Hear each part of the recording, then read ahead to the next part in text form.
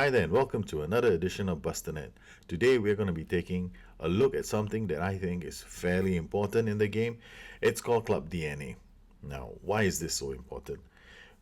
If you've been playing the game as long as I have, you have by now discovered that this is essentially a game of numbers. That's it. If you can determine the right attributes in the right places and you basically go to, against an AI and you go into an attribute game where you see whose attributes are better than whose, then it's only a function of your tactic. Then you rule out attributes as a reason why your club is not doing very well. Club DNA essentially are the main attributes that define your club style of play. They will keep your tactics consistent and they will also set the framework for training and player recruitment. So, every style of play can actually be set up with some form of DNA. For example, if I were to be playing lower league football, then you don't have a lot of DNA to choose from in lower league football. First, you have to compare yourself to the rest of the league. If the whole league, probably for lower league football, 11 would be considered really good. 9 and 8s are going to be considered average. So, what do? Lower league football, you don't expect there to be a lot of technical skills. So, you outlast other teams. So, I prefer to use pace, strength, and acceleration in lower league football. For my defenders, now you're not going to find a lot of defenders with pace, acceleration, and strength. So for defenders, I tend to look at positioning and anticipation a bit more because there's a probability that pace is going to be in short supply. If pace is in short supply, then I add in positioning. However, if I find that I get a defender who's got pace and acceleration, strength, and positioning, there's nothing that's going to stop me from getting him. So essentially, everything I can do in the game, I'll try to get this player in. Then when we look at the midfield is going to be made up of players who are on support duties, defend duties. Now, when it comes to support and defend duties, I'll generally use the same DNAs I use for my defenders. Then I'll look for the midfielders. I'll start focusing a bit more on acceleration, passing, and decisions for an LLM side. Again, they're in short supply. So I tend to favor acceleration as a principle. So then I'll start looking at passing. Now, passing has to be good. If the passing isn't that good, then what are we going to do? Then decisions. And if I can find players with decent first touch, I would look like average. I would look at the average of the league, 7. And then I will set the attributes at 7. So now we have pace, sex, strength, acceleration. Then I'll stick in passing and decisions. And then for strikers, I'll put in composure and finishing. Now, this is the DNA for the whole club, right? But you can't expect a defender to have a 10 for finishing. So when it comes to other stuff, then I start using filters. So I will know that for then I start creating like CRAs. I call them CRAs, core role attributes. So for the defenders, there are core role attributes for them. And these could be the ones I just listed. Now, let's assume that you've gone from lower league football and you have decided you want to get more players because you are planning for a push for promotion. When you get promoted, there's something that you have to understand. Quite a lot of players already know this, especially the older players, but I think the younger players, they may not get this so fast.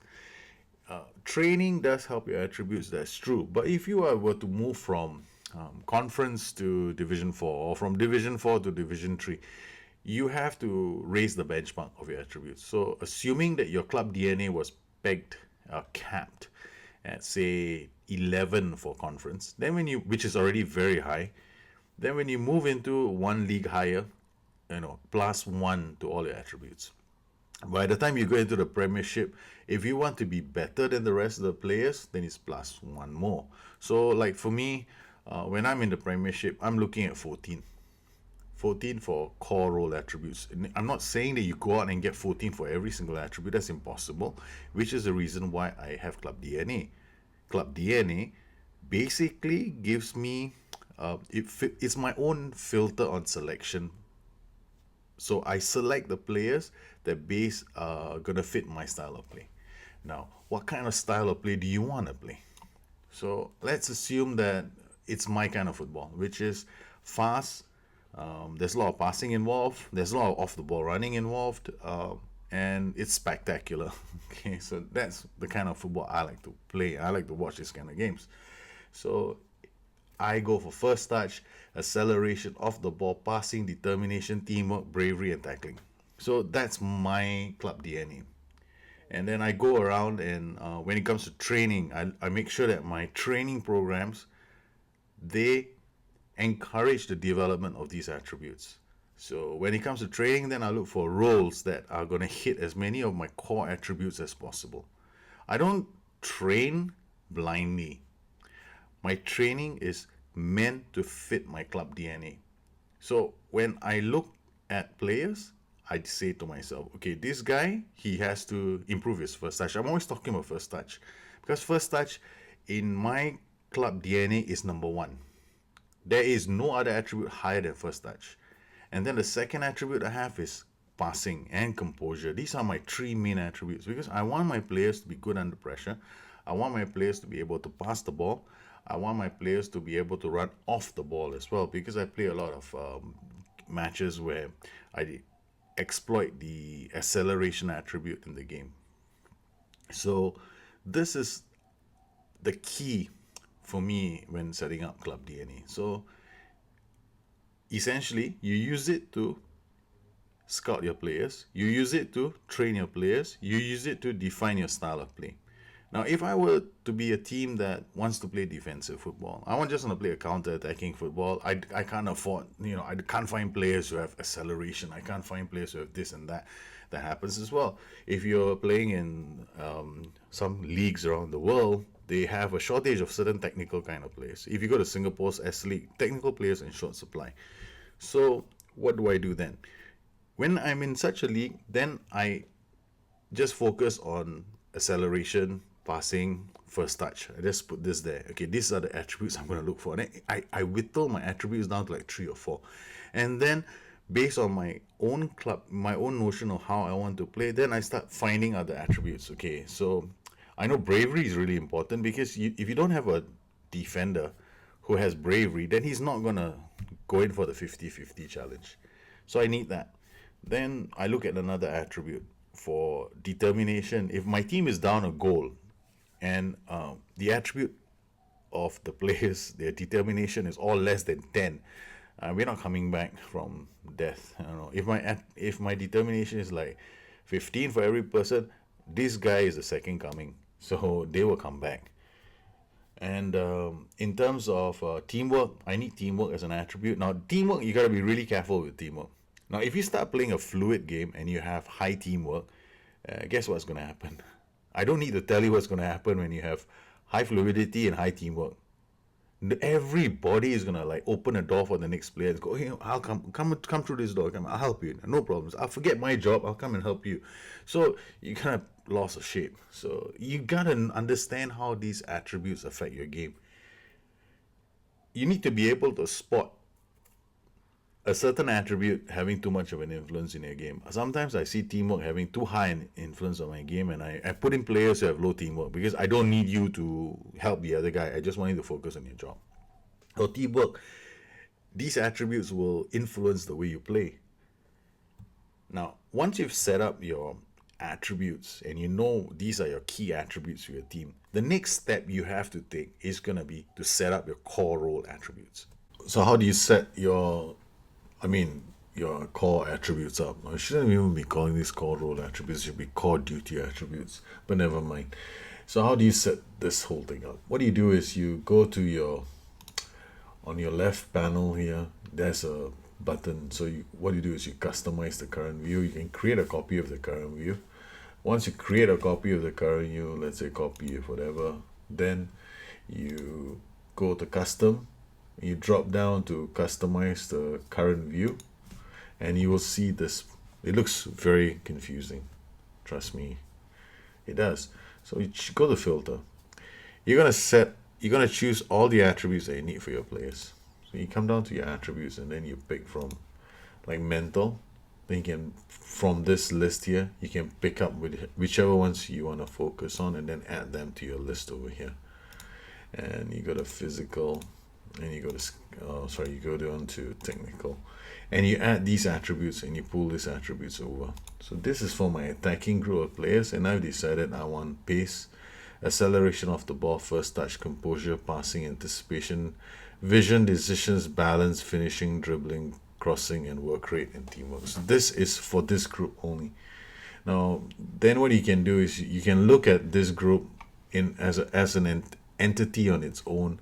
So when I'm doing training and I want to compare all my strikers to see how they've done, I look at their composure and I'm like pretty happy with everybody's training so far. Then when it does a first touch, I know most of my players are improving except for these three. Finn Bogason is still like 13. Ay, ay, ay. Okay, Paragini and Z Gomez have to carry on working on first touch. And then I'll worry about their finishing as well. Finishing, we're not doing too badly. Manuel Pucciarelli was actually a 9 2 seasons ago. Now he's an 11, and that's pretty good. So I can actually look at my whole team, and then I can have a really good idea about my strikers to see how they fit into my game plan. Pucciarelli is here because he's a playmaker. Then if I wanted to add another group of players, I can see all these are all the players that normally have an attack role. Then these are the guys who are usually attacking, and I can tell whether or not they're doing okay. Then for the wingers, like the three of them, Sanchez, Mino, Pereira, and Alejandro, I can look at things like crossing and dribbling, finishing, whether they need any work on finishing. Alejandro doesn't really get into the box a lot to score. He's more important as a creator. So his decisions are only at 11, but his passing and his crossing is actually the game winner for us. Okay, he beats people with pace and acceleration. So stuff like this actually tells me, okay, all right, cool. On a scale of 1 to 10, this guy is probably gonna fit in. This guy is not. This guy has to work. Like this guy is new. He's just been promoted from our youth setup. His name is Federico Girardo. He's our youth player, and we brought him in. He's not bad. He's really exploding onto the scene, and he's going to start a lot of games this season. So when you set up your attributes, this is what you do. You set all these up like that, and then you're sorted. Now, what about scouting? When I've set these up, then the next step I want to do is I want to find players that fit my core role attributes. Now this here it gets a bit more trickier. Here, when it comes to my policy on recruitment, I am only focused on youth players. So let's go to the assignments my scouts are doing. Now I'll find one assignment to make an example. This is Monsieur Pedrosa. He's out scouting. I have a filter set up which says natural fitness 11, first touch 10. I also have another sub filter here set up which I call nominals, which includes acceleration, net fat, natural fitness, stamina, pace, and composure. You set these up exactly the same way. So you go to customize current view, you create a copy of the current view first. Once you got a copy of the current view, you customize it. And then from there you pick up those attributes that are important to you. With youth players, I tend to favor a bit of physicals plus composure and first touch. So I'll stick this in. But the most important attribute for me is natural fitness. All right. Now, because I want natural, they'll pop up like sometimes you get scouts coming in with 200 reports. I got no time to read 200 reports. I just want to find players who fit the natural fitness of at least 11. This rules out all the players who've got less than 11. I'm not interested in them. So I just go and look at these guys and I choose from these guys. Whoever is good enough, I'll pick them to join my club. And first touch as well, 10. So I know these players, I don't have to invest too much time in them. But they're all top players and they'll grow. Like Cesar Ibanez, our scouts found him. And I've already put in a bid for him because I think he's got potential to be a heck of a playmaker. So he's going to join us as well. And I wanted this guy, Joel Di Alejandro. His name is just like my Marco Di Alejandro. Unfortunately, the club wanted something like 54 million for him, and I was like, okay, fine, you can keep him and the money. I'm not interested. So my scout in Argentina, who's been there ongoing, has really turned in a few gems, and I'll keep him there. Then if you can look at my knowledge of my scouts, it's fantastic at the moment, but it can be a lot better. We only at 31%. I think one of my scouts passed away. That's why it's 31%. I'm gonna have to boost up my scouting knowledge. I mean, I'm slack when it comes to scouting. Trust me, I'm very slack. You know, it's like the one aspect of the game that sometimes gets me. Sometimes I'm not too thrilled about it. So use the essentially you use your core role attributes. In this case, my core role attributes were first touch and composure. But for youth players, you can't possibly find your youth players to have all those attributes that you want. Then I focus on natural fitness. Natural fitness, I need them to be naturally fit because they have to last through training.